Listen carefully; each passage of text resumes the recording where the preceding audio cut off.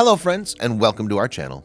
Our today's video is about hero mom rescues her kidnapped son by wearing a genius disguise. But before we start, please make sure you subscribe if you haven't already, hit the notification bell, and smash that like button.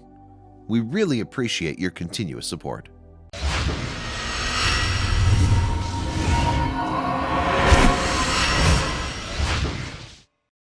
Whether you're overprotective or laid back, every mom has one thing in common: strength. You need it if you want to be a mom, because having a child comes with too many fears to count. There's the fear that your kid will be bullied, fear that your kid will get sick, the terrible list goes on.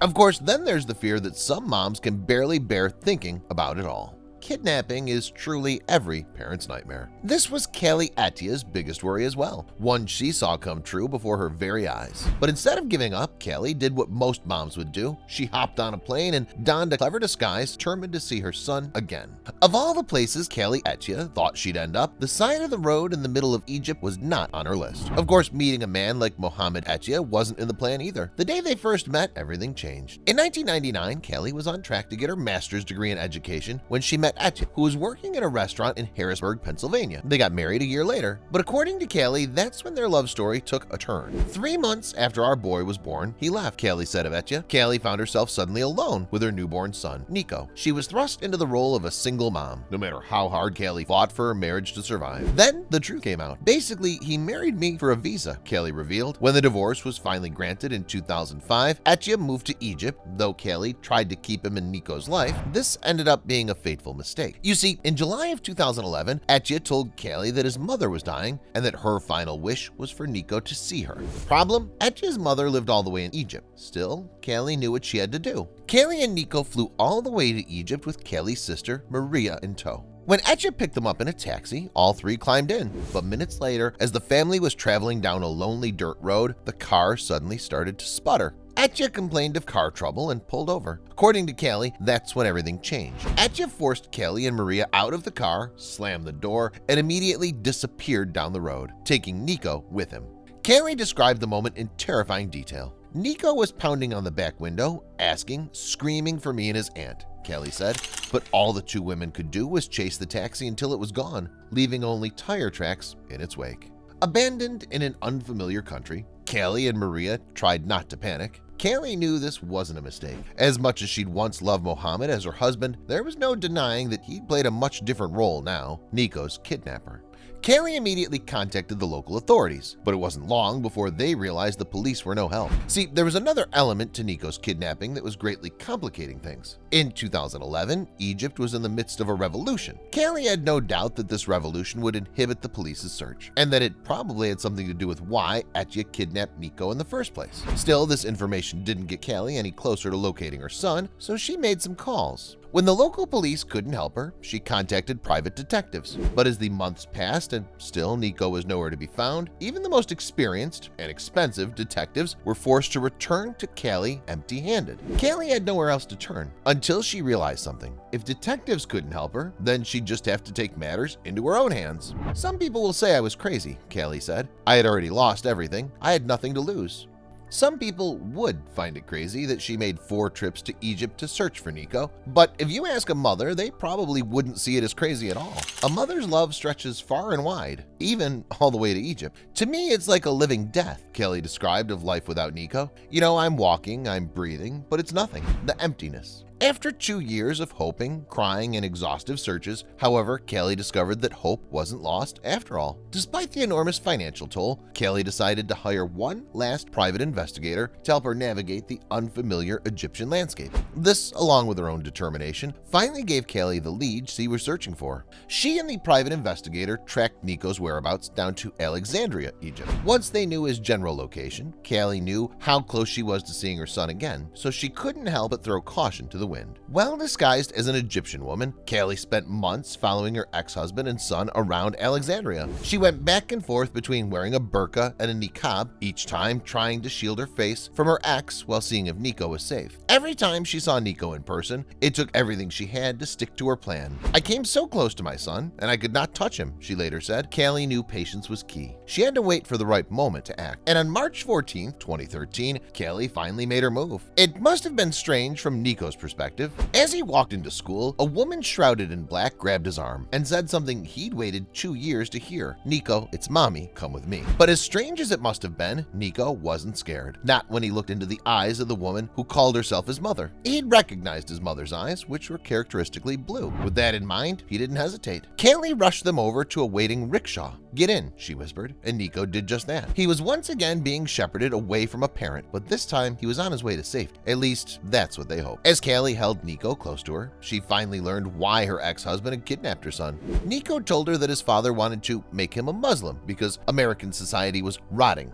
Atya, it turned out, was a dedicated member of the Muslim Brotherhood. The duo stayed at a safe house for 3 weeks before flying home. But just because they were out of arm's length from Atya didn't mean they were safe. Even now, Kaylee and Nico kept their address a secret from anyone they don't trust. Still, Kaylee has reason for hope. Mohammed Atya is wanted for kidnapping a U.S. citizen, Nico. He's also wanted for forging documents that lied about Nico's Egyptian citizenship. Now that Nico is home safe, Kaylee just wants to regain a sense of normalcy. Nico knew that his mother would come for him, Maria told the press. Nico, of course, was right not to doubt his mother's dedication to finding him. A mother's love truly has no bounds, even when the mother herself is the victim of a terrible crime. Rosalind McGinnis was supposed to live a normal life. She grew up in Springfield, Missouri, where she spent her days with her brothers at the park, playing the violin and excelling in school. Still, there was something about Rosalind that was extra special. She was one of the most ambitious 10-year-olds at her school. She had dreams of becoming a veterinarian and of teaching violin. But these dreams, and any hope of a normal life, were crushed the day her mother met a man named Henry Piet. At 10 years old, the sexual abuse began. He was never a stepfather, Rosalind said of Henry Piet. He was a child predator. Rosalind would always be haunted by these events and by the events that would soon take place. Henry exerted his control over the family by moving them to Wagner, Oklahoma, far away from the McGinnis family and friends. Now they were isolated with Henry, and things were about to take a bizarre turn. See, Henry attempted to marry Rosalind when she was 11. The wedding took place in a van and was officiated by Henry's son. Henry then moved them into a small, shabby tent outside of Gore, Oklahoma. He was desperate to be alone with Rosalind and to cut the family off from society. On January 31st, 1997, Rosalind's hopes for a successful future were officially destroyed when Henry took her from school. "The next thing I know, my mother's not there, my brothers are not there, and I'm by myself with this man," Rosalind said. Gary made flyers printed with Rosalind's description and the plea to please help find this child. They stopped searching right before Rosalind's 13th birthday. Her family thought she'd be missing forever.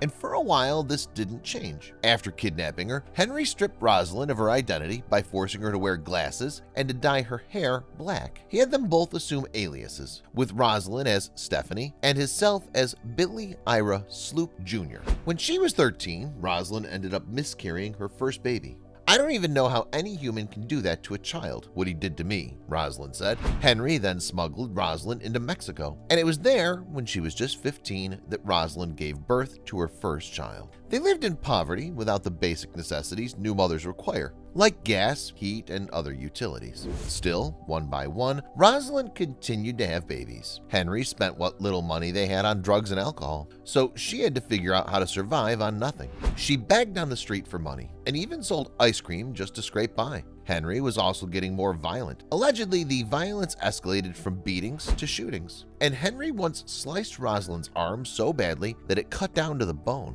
Life was beyond bleak for Rosalind until she met Ian and Lisa. The British-American couple often saw Rosalind and her kids at the grocery store, and they soon struck up a friendship. They just wanted anybody to talk to because it was not something that they were allowed to do, Lisa said of Rosalind and her kids. Unfortunately, this brief hope for Rosalind wouldn't last. Always on the move, Henry moved the family to a more remote location in the Oaxaca Mountains, once again cutting Rosalind off from any familiar faces. Here, she couldn't even beg for money. They were all just trapped. All seemed lost. Except unbeknownst to Henry, Rosalind maintained communication with Ian and Lisa, though they did not immediately realize that something was amiss. When the couple visited Rosalind at her new home in 2016, they saw the truth of her situation. When Lisa and Ian went inside the ramshackle home, what they saw was horrific. 3 stalls instead of bedrooms, holes in the walls, and very, very thin foam exercise mats for beds, Lisa described. Rosalind and the kids were no longer just living in poverty,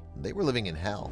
Lisa eventually learned Henry's real age, 62, and when she did the math, if Rosalind Rosalind's oldest child was 17, that meant she must have only been 14 or 15 when she gave birth to him. Lisa told Ian, "This is wrong. Something seriously wrong." Later, while Rosalind was recovering from gallbladder surgery at home, Henry became belligerent and ordered her to do housework. That's when Rosalind had an epiphany. "I knew that if I didn't get out of there, I'd either go insane or I'd end up dying and leaving my kids with that man," she said. When Henry was passed out, Rosalind grabbed her kids and escaped to Ian and Lisa's house. Thanks to them, as well as the National Center for Missing and Exploited Children, Rosalind ended up legally crossing the border into the U.S. Still, Rosalind kept looking over her shoulder in fear of seeing Henry on her heel. Every night, according to Rosalind, she had nightmares of a menacing Henry standing over her bed. She knew the only way she would be free of him was if she shared her story with the world and stood with other victims of abuse. She also hoped her story would bring Henry to justice. On June 13, 2019, Henry was found guilty of kidnapping, engaging in a sexual act with a minor, and a myriad of others. During the trial, Rosalind told the world her devastating story, and once again proved her resilient nature. While the rest of the world applauds Rosalind's bravery, she can only think of one thing: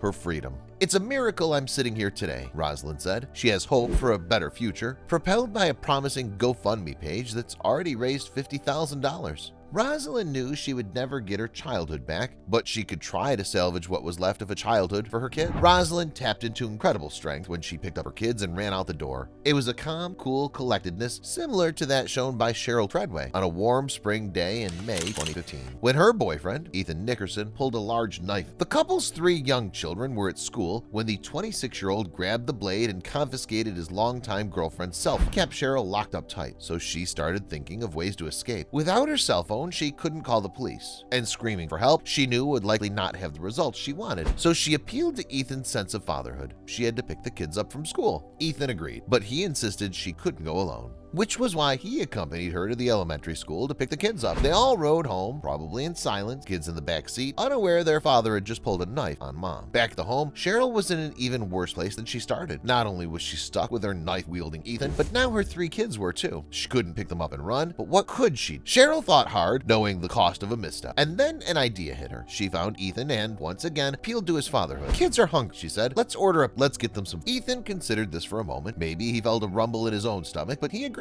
The kids were hungry. Pizza would do the trick. He relented and let Cheryl use her cell phone, but only to order a pizza through the Pizza Hut app. Cheryl had her phone back, but she couldn't call the police. What if he'd heard her talk? What if he checked her call history? Would he snap and use the knife kept on his person? He had to be clever. So she was. See, when you ordered a pizza through Pizza Hut phone app, there was a comment section to include special instructions. You could ask for extra pepperoni or leave a door code for your apartment. Cheryl used this to her advantage. Along with an order of a large pepperoni pizza, Cheryl included a note to the employees in the comment section. It read, "Please help, get 911 to me, 911 hostage help." She placed her order, closed her eyes, and waited. That was all she could do. Meanwhile, employees at the local Pizza Hut gathered around the computer, aggregating online and app orders, all fixated on Cheryl's message, "Please help." In 28 years on the job, restaurant manager Candy Hamilton had never seen anything like it. Inside her home, meanwhile, Cheryl waited by the phone, watching. She didn't know if her message was well received at the Pizza Hut. The feeling of dread must have been palpable. What if they thought her call was a joke, a prank? But because Cheryl frequently ordered from the Pizza Hut, the employees recognized her name. They knew this was no joke. "We didn't even question it," Candy below said. "We immediately called 911. The call reached the Highlands County Sheriff's Office, which dispatched Lieutenant Curtis Luden and his deputies to the home of Cheryl Treadway and Ethan Nickerson. They parked their cruisers out front. The relief Cheryl felt as the police arrived must have been euphoric. But still, she had 3 children to escort from the home before Ethan noticed the police. If he did, would he put that knife to use? Salvation was so close, but only if she played this smart. With her youngest child in her arms, Cheryl wrenched open the front doors, running for the police. Before she could catch her breath, she told Lieutenant Luden that her other 2 kids were stuck in the house with a knife-wielding Ethan. Though she didn't know it at the time, Cheryl was incredibly lucky. You see, Lieutenant Luden happened to be the lead negotiator on the crisis team. He'd talked down any number of people in his career. Ethan, he knew, would just be another tally mark. The deputies escorted Cheryl to safety, and Lieutenant Luden went to work on Ethan. After 20 minutes, the lieutenant convinced him to drop his knife and surrender. Officers recovered the other 2 children unharmed. Cheryl and her kids were finally safe. Afterward, Lieutenant Luden celebrated Cheryl's smarts. "I don't know if I ever would have thought of it," he said. "I mean, it's just something that she did so naturally." The boyfriend never knew about it until he saw us coming around the corner. Candy, the manager of the Pizza Hut, praised the mother too. "She's the hero in the situation," Candy said. "She just thought outside the box. I think that's amazing." Incredibly, pizza saved another life just a few years later. Did you enjoy today's story? Let us know what you think about it in the comments. If you believe this story was amazing, don't hesitate to share it with your buddies. Hit the subscribe button and activate the notification bell so you'll never miss your daily dose of incredible stories.